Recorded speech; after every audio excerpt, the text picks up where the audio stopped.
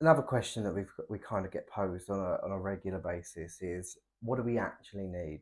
And the meaning of that is it comes from subcontractors Mhm. asking what their actual requirements are from a legal standpoint.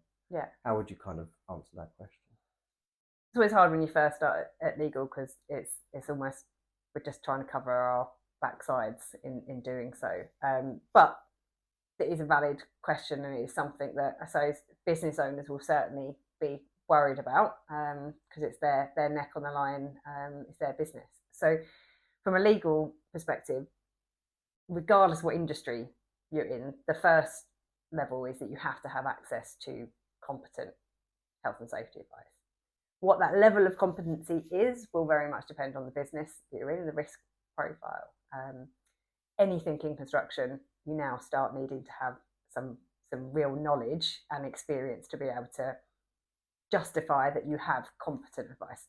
Having someone that understands that there is a health and safety at work act is not the same level as competence as you would need in the construction sector because you have to balance risk.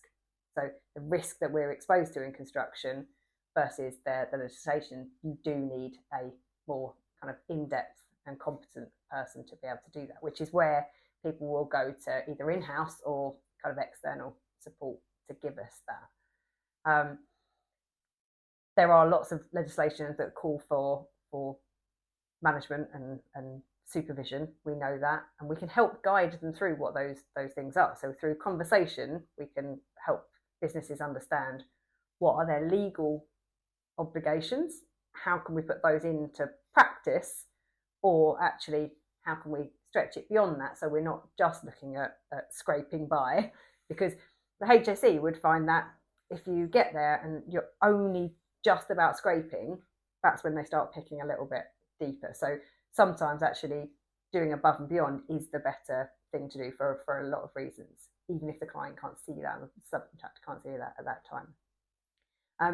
But one of the key pieces of legislation we have is the CDM regulations. So regardless of what duty holder role you play, and most of them are as a contractor. So that contractor looks to the principal contractor for all of their guidance.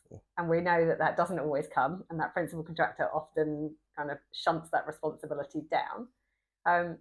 But in black and white, a contractor is there to plan, manage, and monitor their own safety to make sure that they're protecting their own people and the people that are around them. So you do need practical, competent health and safety advice to protect you from those scenarios. So I think that's Yeah, absolutely. I think from a higher, that higher level piece around management and supervision, absolutely.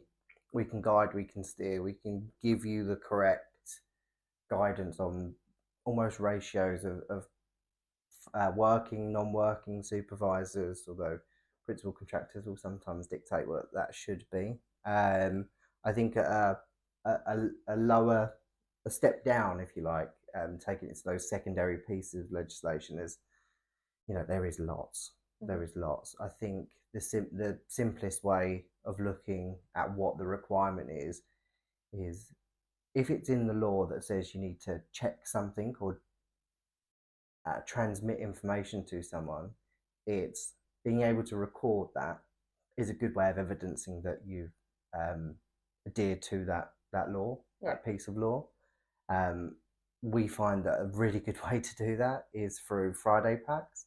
It sounds quite simple. It's daily briefings and toolbox talks for your comms piece and your instructions. It's yeah, getting down on paper who was there, getting them to sign it, writing down what you're doing, yeah. what your risks are, and then you can go through an array of statutory checks and inspections. That can be working at high equipment, it can be lifting equipment, it can It's all be based on any the risk work. again, isn't it? They're Again, going back to the fact that there are so many variables as yes, to what tasks are involved, the risk and the complexities of each of those tasks. That pack can be really simple, or yeah, it can be absolutely. really expansive. And equally, your clients will have an impact on that. So your clients' clients, your principal contractors, Mm-hmm. depending on how innovation kind of led they are, or they might be into well-being, or they might have a theme around dust, and then you have to find solutions to that. So what does a subcontractor actually need? They have to look back at their own risks. Yeah. They have to look at the requirements of their ultimate client that's asking for those. And they still have to have an eye on that legislation that tells them that they have to protect their people.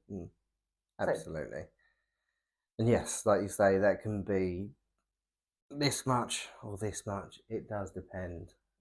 It depends which laws you kind of dabble in by virtue of your activity and your risk. But for us, it's that early discovery call piece with the client, and that extension. We want to be an extension of their team, so we'll find out what solution fits for their risk, and work with them to keep that balance to where they need it to be in the scenario that they are in. Absolutely. At the time, finding the right fit for the right business. Absolutely.